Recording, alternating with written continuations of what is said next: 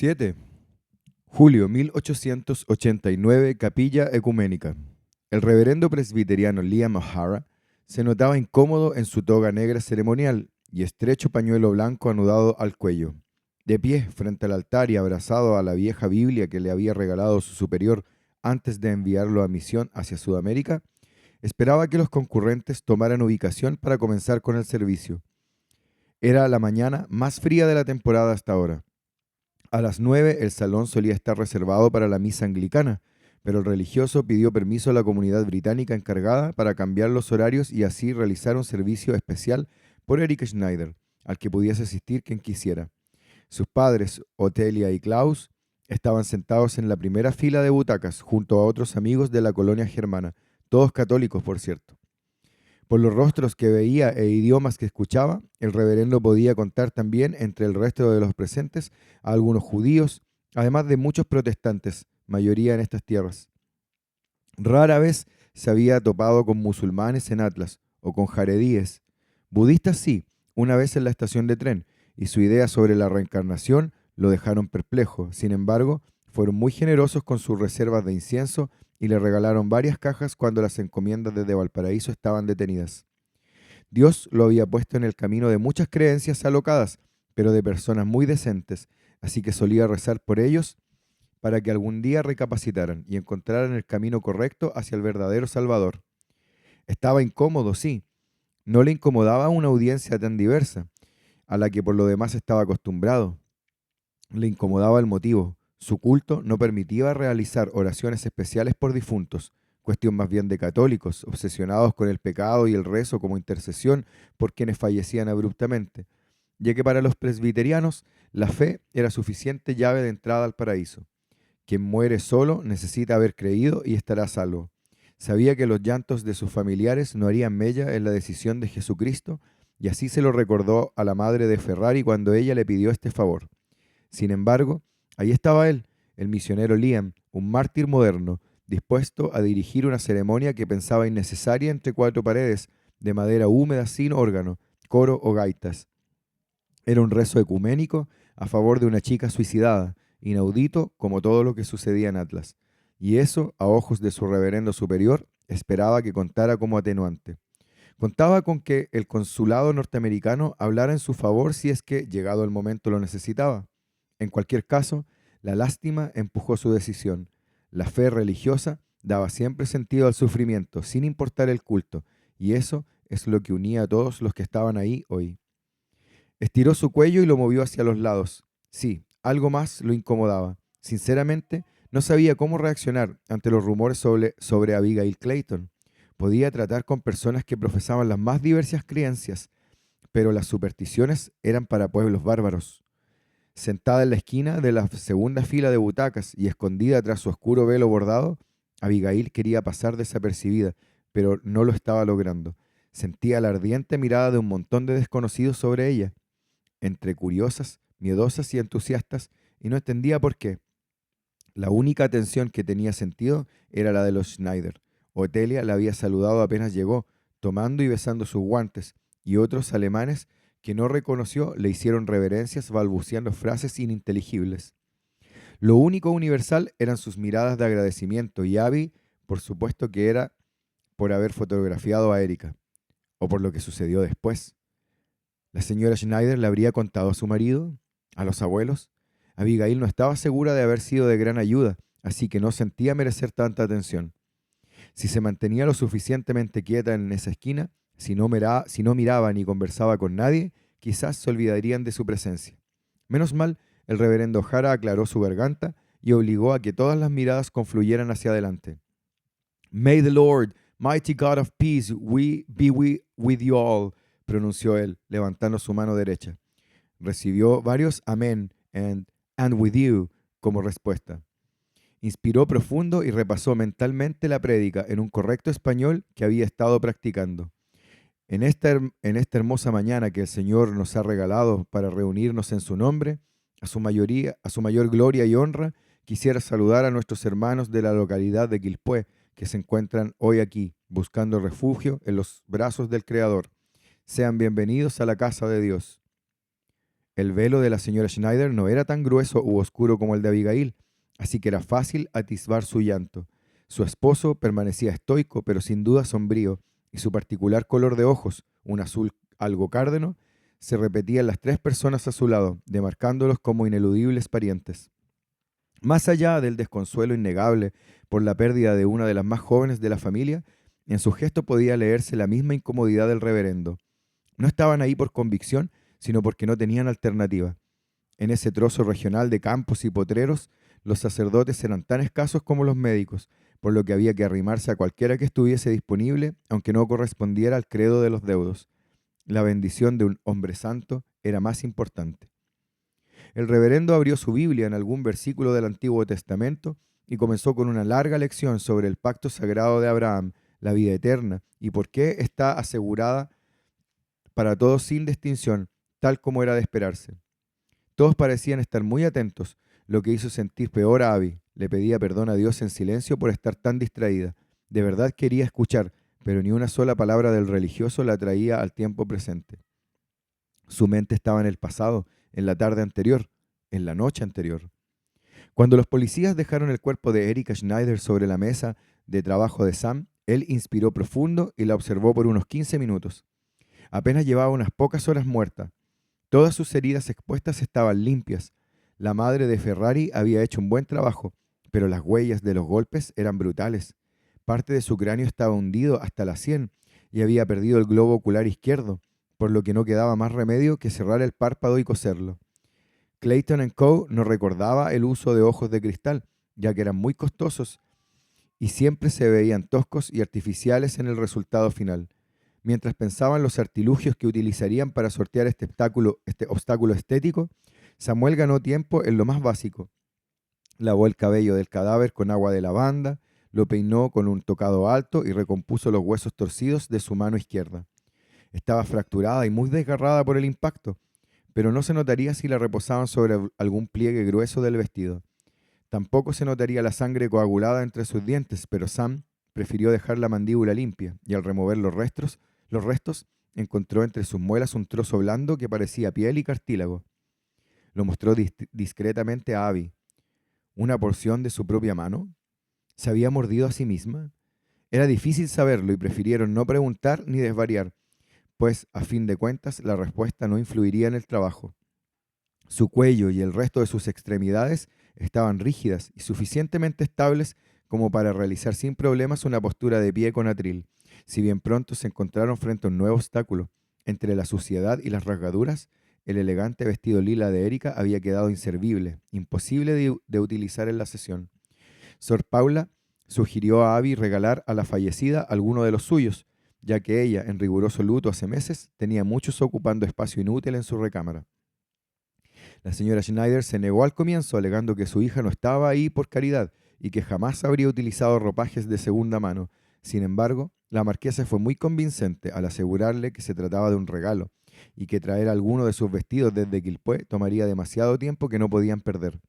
Por demás, la esposa del Dr. Clayton tenía diseños de alta distinción en su guardarropa, por lo que Erika luciría debidamente distinguida en el retrato. Otelia observó otra vez el atuendo ajado de su hija y aceptó la propuesta, aunque regañadientes. Abby envió a la señora Tackett a traer expresamente aquel elegante de lino con bordados azules que utilizó por única y última vez el día que dejó de Valparaíso. Era un hermoso vestido de verano que nadie usaría en invierno, salvo un cadáver, pero en la foto nadie lo notaría. La señora Schneider solo puso una condición. Ella vestiría a su hija con la asistencia de Abigail, sin más testigos. Miró a Sam, tensa, y él asintió de inmediato, comprensivo, saliendo del patio interior para dejar a las mujeres trabajar. Vestir un cuerpo con los primeros signos del rigor mortis podía ser un desafío, pero entre 4 o 6 manos era más fácil. La madre de Ferrari se ofreció para ayudar y Otelia lo permitió. Aun cuando le quedó algo pequeño, no cerraban todos los botones de la espalda y le quedaba más arriba del tobillo. Dado el ángulo que se intentaría para el retrato, esos detalles terminarían siendo irrelevantes. Fotografiarla de frente era impracticable en las condiciones actuales, y así se lo comunicó suavemente la marquesa de Silas a la latifundista alemana, incluso antes de que Abby se lo confirmara. El estado del rostro de la chica no era maquillable, aunque sí disimulable, y Abigail llegó a una solución inesperada que a Sam le pareció magnífica. Pidió a Otelia que acompañara en el retrato a su hija y que, sentada a su lado y tomando sus manos, apoyara su frente en la de ella, que incluso cerrara sus ojos si así lo deseaba. La cámara se ubicaría de tal manera que la toma solo aparecería el perfil derecho de Erika y el izquierdo de su madre, reclinadas suavemente, cada una hacia la otra, como si estuviesen rezando. Era una posición de cariño y recogimiento que bien podrían haberse tomado en vida como símbolo del vínculo madre e hija que nada, ni la muerte diluye. La sonrisa tibia de la señora Schneider fue un sí. Sam trasladó a la joven en la silla con ruedas hasta el sofá central del estudio, el más utilizado en las sesiones mortuorias. Era distinguido, cómodo y útil, ya que su relleno de algodón era muy estable y permitía ubicar a los occisos en una sola posición, sin temor a que se deslizaran hacia los lados. Tomó a Erika en sus brazos y la sentó suavemente en el sofá. Luego le pidió a la señora Schneider que se acercara. Llevaba un vestido verde oscuro que, aunque no representaba el luto requerido, en un ambrotipo nadie notaría la diferencia, y la marquesa se lo aseguró de inmediato para que la alemana no tuviese tiempo de dudar. Otelia no estaba nerviosa, sino profundamente conmovida, tanto que Samuel debió secar sus lágrimas y retocar el polvo de rubor en sus mejillas varias veces antes de comenzar a darle instrucciones para lograr la imagen onírica que el cuerpo de Clayton Cole le había prometido.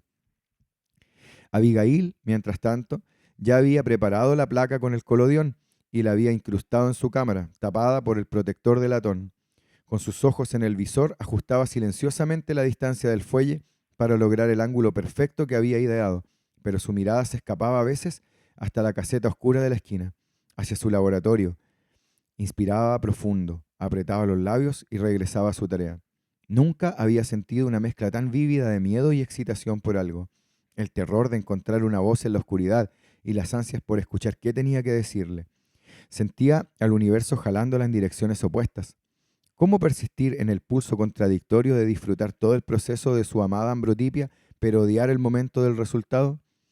Sin retrato revelado, la toma era un sueño en el aire, una ilusión, y la escena posada era una pérdida de tiempo. Su cámara se transformaba en un engaño, únicamente con el trozo de vidrio en la mano y la imagen debidamente posicionada en una escala de grises, su razón de ser se afianzaba en el mundo. El laboratorio, y lo que sea que sucediera en él, era un paso ineludible. ¿Querría decir eso entonces que sin sufrimiento no había meta en la vida? ¿Que sin la angustia de atravesar lo incierto no había forma de llegar a lo seguro? Evocó la voz de la señora Harland. En sus vísceras sabía que ella había intentado proteger a su hijo y que la frase dicha era parte de un puzzle que alguien más debía armar. Abby solo era la mensajera. Sin embargo, quería pensar que ese momento no había sido una excepción y que tenía el poder de ayudar a alguien más, que quizás pudo haberlo hecho antes y nunca lo entendió hasta hoy. La fe da sentido al sufrimiento, decía el reverendo O'Hara. Cualquier sufrimiento. Revelar una fotografía para Abby lo era. Creer que había una razón tras ello lo haría más llevadero y quizá Erika Schneider la ayudaría a averiguarlo. ¿Tendría unas últimas palabras para su madre o algún motivo sobre su fatal decisión? ¿Podría ella, a sus 14 años y sin experiencia alguna en las complicaciones del mundo, convertirse en un puente entre lo difunto, en lo que un difunto no alcanzó a decir y lo que quienes lloran no alcanzaron a escuchar? La señorita ahora descansa en paz. Laura, la criada de los Schneider, se había quedado cerca de Abby, intrigada por el complicado manejo de una cámara que, en su agilidad, hacía parecer tan fácil. Sor Paula estaba a unos pasos. La fotógrafa saltó al escuchar el susurro y ver a la sirvienta ahí, curiosa tras ella. Su tez oliva daba cuenta de una herencia indígena, pero su acento era tan alemán como el de su patrona. ¿Necesitaba descanso?, comentó Abby, ansiosa. Sam y la marquesa mantenían la atención en la señora Schneider, a un par de metros de la cámara, creando la posición para la toma, ignorando todo lo demás. Laura sintió cabizbaja. Un día estaba feliz, al otro estaba triste. No se dejaba peinar, gritaba si la tocaban, pero después se reía fuerte. Una vez rompió el espejo de su tocador. Dormía muy poco. Paula de Ferrari suspiró, algo molesta. Estaba segura de que Erika Schneider jamás había sido diagnosticada de algún trastorno, ni menos había seguido un tratamiento, porque, como bien se sabe en la sociedad pudiente, Hay enfermedades de ricos y otras de pobres. La locura solo la padecía quien no tenía el dinero suficiente para esconderla. Lanzarse del tren no fue una sorpresa para sus padres entonces, concluyó la religiosa. Abby movió la cabeza. ¿Cómo es que el resto de los pasajeros del tren no hizo nada por retenerla? No estaba en su asiento, explicó Laura, como si fuese obvio. Deambulaba mucho y la señora la dejaba, porque así se apaciguan mejor los nervios, dice. Bueno, decía, creen que se lanzó desde el vagón de carga. Sor Paula cerró los ojos por un momento. Que el Todopoderoso la reciba en su reino. Laura arrugó el entrecejo. Pero morir a destiempo es una ofensa contra Dios, ¿no? Dijo y se persignó. La madre maestra se preparaba para darle un sermón cuando la voz crispada de Otelia las interrumpió. ¿Por qué interrumpes el trabajo de la señora Clayton, Laura? La regañó a la distancia, intrigada. Apártate de ahí de inmediato y trae mi rosario. Está en mi bolso, en una caja pequeña de terciopelo. Sí, su merced, respondió ella avergonzada, reverenciando con la mirada en el suelo y deslizándose rápidamente hasta el otro extremo del estudio. Sor Paula dio un paso hacia adelante. No es culpa de su criada. Ella solo... Es mi culpa, precisó Abigail, adelantándose a lo que sea que la madre de Ferrari iba a modular. Quería saber cómo era el carácter de Erika, para imaginarla mejor en mi mente. Otelia Schneider se enserió, dejando traslucir cuánto le contrariaba el tema. Lo pensó un momento, luego respiró y relajó las cejas. Erika era un sol, dijo mirando con abatimiento el cadáver de su hija a su lado. Mi sol, y se ha ido para siempre. No creo que necesite saber mucho más para realizar este retrato. Lo que sea que decidáis, contaros que es un privilegio, intervino la marquesa. Suave en sus palabras, pero tensa en la mandíbula, dio al adolescente una mirada de tal reproche que le dolió el corazón. Y de hecho no necesitamos nada más, habló Sam también al rescate de la situación. Tomó el rosario que Laura trajo, lo desenredó y lo puso delicadamente en las manos entrelazadas de madre e hija. Estamos en posición. Alexandra bajó los hombros. Gracias, señor Brando. Señor Clayton, señora Clayton, podéis comenzar. Abigail asintió, ruborizada. Fue y regresó desde la cabina oscura un poco más de 5 minutos con el chasis cargado de la placa húmeda. Cargó la cámara y fijó el soporte. Luego chequeó el visor y acercó el fuelle hacia el sillón. Esta sería una fotografía cerrada de medio cuerpo, para que nadie pudiese advertir que el vestido de Erika no era de la talla adecuada. Hizo pequeños gestos a Sam, quien los reconocía perfectamente e interpretaba como retoques en la postura del fallecido o del familiar acompañante. Realizó varios hasta que lograron montar la escena perfecta. La señora Schneider debía quedarse muy quieta para que la pose de su hija se mantuviese. Frentes juntas y ojos cerrados, una sostenía a la otra, si bien quien mirase el retrato terminado jamás lo adivinaría, y ese era justamente el objetivo. Una última lágrima cruzó la mejilla de Otelia. Sam, atento, hizo un ademán de asistirla con su brocha de maquillaje, pero Abby levantó la mano y lo detuvo. Negó con la cabeza, conmovida. A veces el dolor ya no se puede disfrazar y hay que dejarlo que salga, que fluya como un río.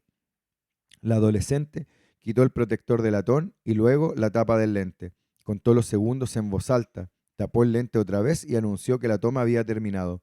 Entonces, la señora Schneider pudo echarse a llorar con propiedad, tomando el rostro inerte de su hija entre sus manos. La marquesa, Sam y la madre de Ferrari guardaron respetuoso silencio.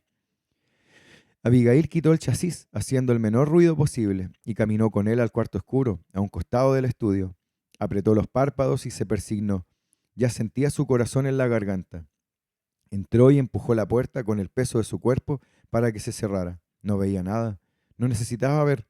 En unos cuantos movimientos ya tenía la placa de vidrio en la punta de sus dedos, lista para ser sumergida en la preparación del sulfato de hierro, ácido acético y alcohol que dejó en el recipiente principal. Temblaba. ¿Erika? Soltó suavemente la placa en la vasija de loza y oyó el sonido característico al sumergirse en los químicos. 7, 10, 15 segundos. La imagen ya debería haber aparecido. Abby cerró sus ojos y apoyó sus manos en la mesa de revelado. Creyó que iba a desmayarse. Esperar el contacto de una chica con el comportamiento desequilibrado no había sido una de sus movidas más inteligentes. Erika balbuceó otra vez y nada. Una inexplicable tristeza la embargó. Con una mano derecha, movió lentamente la placa al segundo recipiente con agua destilada, y si bien debe hacerse siempre con delicadeza para no dañar el vidrio, Esta vez lo dejó caer, salpicando todo alrededor. Una mano sostuvo la suya. Una oreja sí, la otra no. Las náuseas y pulso acelerado de Abigail no lograron borrar su sonrisa asustada. Tampoco los golpes repentinos a la puerta de la caseta. ¿Todo bien, señora Clayton? Al abrir, Abby se encontró con el rostro preocupado de Paula de Ferrari.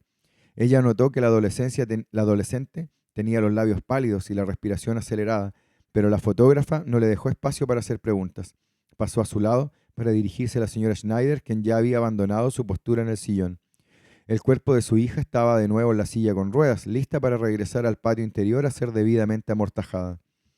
La marquesa no pudo disimular su intranquilidad cuando vio a Abby acercarse. ¿Resultó el retrato correctamente, señora Clayton?, preguntó frunciendo el ceño. Lo barnicé enseguida, respondió la fotógrafa, autómata, pues sus ojos estaban en Otelia, que le devolvió la mirada con interés. Entonces pronunció, una oreja sí, la otra no. ¿Qué dice? Reaccionó la alemana aturdida, pero de pronto alerta. Una oreja sí, la otra no, articuló Abby otra vez, con convicción, si bien no tenía ni la menor idea de lo que estaba diciendo. ¿Tiene eso algún sentido para usted? Un silencio muy incómodo rodeó a todos los presentes en el estudio. La señora Schneider hizo un gesto de presentimiento. Marquesa, ¿qué está sucediendo? Lo resolveré de inmediato, respondió Alexandra, alterada. Por favor, sentaos cómodamente. Pediré a Madame Tackett que os traiga una infusión. ¿Qué preferís? ¿Bergamota, boldo, manzanilla? Quizá no fue un suicidio, siguió Abigail en un tono urgente, interrumpiendo a la marquesa. Algo sucedió en el tren. ¿Qué? ¿Cómo sabe eso? Señora Clayton, os ruego, se tensó la española. ¿Por qué no termináis de fijar el retrato? Abigail la ignoró. Junto a Alexandra, el rostro de Otelia pasó de la confusión a la consideración y luego al asombro. Caminó con pasos torpes hacia Abigail y entonces apuntó al laboratorio. ¿Erika habló con usted?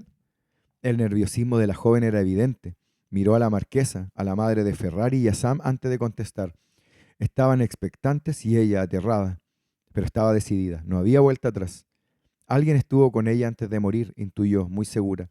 No sé qué quiere decir eso de las orejas, pero esa historia no ha terminado. Sor Paula, en un acto reflejo, se alejó 2 pasos del laboratorio con gesto de pavor, al mismo que compartieron la marquesa y Sam, pero la señora Schneider, más maravillada que confundida, se acercó a Abigail y tomó una de sus manos enguantadas, como si recogiera un diamante entre el latón. Asintió conmovida. Una oreja sí, la otra no, repitió con los ojos llorosos. Una duda llevaba a una posibilidad. Las posibilidades abren caminos. All rise, dijo el reverendo O'Hara al término de su sermón, y todos se levantaron de sus sillas, sacando a Abigail de sus recuerdos. Debían cantar el último coro. Su corazón latía a mil. Podía sentir las gotas de sudor comenzando en su nuca y bajando por la columna hasta el borde de su enagua. Su vestido negro disimulaba las manchas húmedas en su espalda, así que nadie le haría preguntas. Solo esperaba no caer desmayada por la fiebre, pues no tenía interés alguno en acaparar la atención de los devotos. El tupido encaje de seda de su velo también le ayudaba. Era difícil ver a través de él, así que nadie notaría su mejilla enrojecida y las marcas amoratadas a un lado de su ojo derecho. En ocasiones anteriores, para disimular las huellas de los golpes que había sacado maquillaje del maletín de Sam, que Sam siempre dejaba en el estudio, pero esta vez él se lo había llevado. No podía salir a la calle luciendo así, por lo que la señora Tackett le había prestado su mantilla de blonda española para que cubriera su rostro. Cumplía el objetivo. Esta era la peor golpiza que Emmett le había propiciado desde que llegaron a Atlas. Tras la sesión de Eric Schneider y despedir a su madre, quien siguió su camino hasta Quilpué, tal como lo había previsto, junto a Sor Paula, la marquesa se retiró para ocuparse de algunos asuntos del pueblo, y Sam le siguió en unos minutos. Después, pues ya no quedaban más retratos agendados para ese día. Sola junto a la señora Tackett y sus criadas, Abigail decidió ayudar en el orden y aseo del estudio cuando Emmett bajó. El láudano que la madre de Ferrari le había administrado tuvo menos efecto del prometido. Tenía puesta una camisa blanca limpia y unos pantalones a medio cerrar. Nancy y su compañera bajaron la mirada al notarlo y corrieron a la cocina. La señora Tackett se quedó. Había mucha gente en el estudio cuando llegué, comenzó diciendo, tambaleándose aún por los efectos del sedante. Tuvimos 2 sesiones hoy, respondió Abigail asustada, manteniendo la distancia. ¿Y mi dinero? La marquesa se ha quedado con él, recordó ella, regañándose internamente por el descuido. Es que el señor Segers realizó el pago en libras esterlinas y hay que tramitar el cambio de divisa en el banco para libras, se exaltó él, arrastrando los pies. Debió ser una fotografía importante. ¿Quién era ese Segers? ¿Un político? ¿Un noble? Clodomiro Segers, el abogado del doctor Harland, murió ayer, lo siento mucho. También su esposa. Los retraté a ambos en 3 copias, un ambrotipo y 2 de papel. Se llevaron uno de los estuches de marco dorado y Emmet se detuvo. Su gesto de mareo se transformó en una indignación. ¿Aurelius Harland? Abigail supo en ese exacto segundo que haberle dicho la verdad había sido un disparate, uno que le costaría caro. No le quedó más remedio que asentir culposa. El británico retrocedió sobre sus pasos, empujó a la señora Tackett fuera del estudio y cerró con fuerza las puertas de madera. Echó llave. Abby creyó que el corazón se le saldría del pecho. Necesitaban una fotografía para los trámites consulares. La marquesa le ofreció al abogado los servicios del estudio. El británico no había oído una sílaba de las explicaciones. ¿Retrataste tú, sin mi consentimiento, al doctor William Aurelius Harland? No era una pregunta que esperara una respuesta.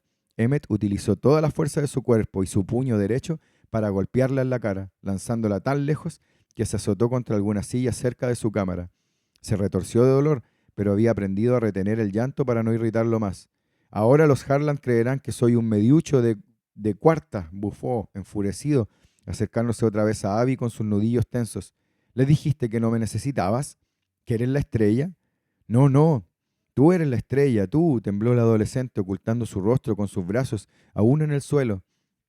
Él extendió su brazo y la tomó del cabello para levantarla, desarmando su hermoso tocado. Su largo pelo dorado se enmarañó entre los dedos de su marido y ella gritó por fin de dolor, aunque no lo suficiente como para alertar al sereno o a los vecinos. Solo la señora Tackett se mantenía atenta, angustiada, escuchando tras la puerta cerrada del salón. Con su mano libre le dio una cachetada, otra, hasta que la tomó del mentón para obligarla a mirarlo a los ojos. Si no te hubiese tomado como esposa, serías una bastarda, más mendigando en el puerto, moduló, con ese hálito enrarecido que solía perseguir a Abby en sus pesadillas. Harías bien en no olvidarlo, nunca. Ella movió la cabeza como pudo, con el rostro húmedo en lágrimas, y él la soltó. Adolorida, gateó por el piso hasta el sillón central de sus retratos. Se apoyó ahí para intentar ponerse de pie, pero de pronto Emmet la empujó contra el respaldo. La sostuvo desde la nuca con su mano derecha, mientras con la izquierda apartaba las capas de su vestido hasta llegar a su entrepierna. «Solo sirves para una cosa», jadeó cerca de su oído, apretando su cuello, frotándose al tiempo que bajaba su pantalón. «Permanecer en silencio». Abigail apretó los párpados y se mordió los labios. Entonces hizo lo que siempre hacía en esos momentos de agobio, un gesto que encerraba el grito más imperioso por misericordia. Temblando, se quitó el guante de una de sus manos.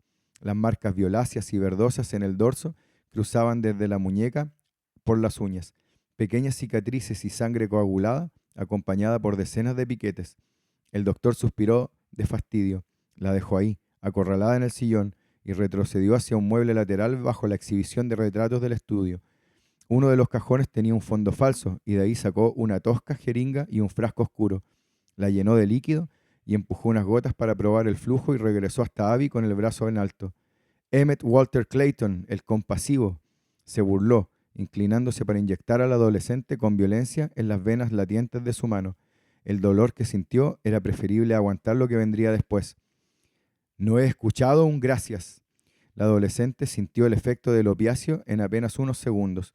Su mandíbula se relajó, también los músculos de sus piernas. Ya no sabía de qué tenía que resistirse. No sabía dónde estaba. Gracias. Y la inconsciencia era a veces una bendición. «Señora Clayton», la voz de Samuel Brando era una bella melodía que sonaba en los momentos en que menos lo esperabas. Abigail despertó de su ensimismamiento y lo vio tras su velo negro cálido, inclinado hacia ella con preocupación. Ella miró hacia todos lados. La capilla ya estaba vacía, el servicio había terminado. Se levantó atolondradamente. «Perdóneme, señor Brando. Me distraje un momento». Cuando estaban de pie uno junto al otro, la diferencia de estatura era pintoresca. Era difícil adivinar si la adolescente era muy alta o el hombre era simplemente muy parvo. «Déjeme que la acompañe a casa». Le ofreció su brazo y salieron juntos de la capilla hasta la avenida central. «Menos mal, No había rastro de los alemanes, pero los rezagados que aún no se dispersaban cubrían sus bocas para cuchichear observando a Abigail. Se sentía como un animal en exhibición. La joven creyó que sus golpes se notaban demasiado y se tocó el rostro agitada. No, nadie ve sus contusiones, le aseguró Sam, afligido. No era la primera vez, ni sería la última, que la vería en ese estado, y aunque odiaba esa situación, sabía que no era de su incumbencia. Es solo que la señora Schneider estuvo haciendo una muy buena propaganda del estudio. ¿Cómo?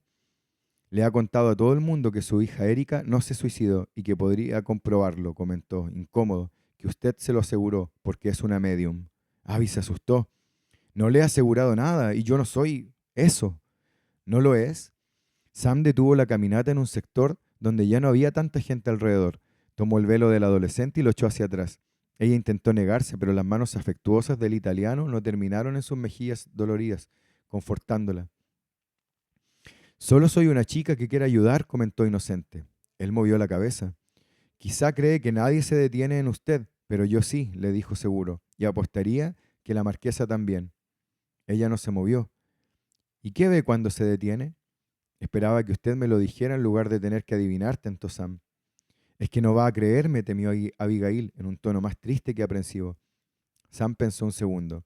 ¿Es un secreto difícil?, me preguntó. Preguntó. Abby asintió. Yo también tengo uno. Entonces, si yo se lo cuento a usted y usted a mí, no tendríamos más remedio que confiar en el otro.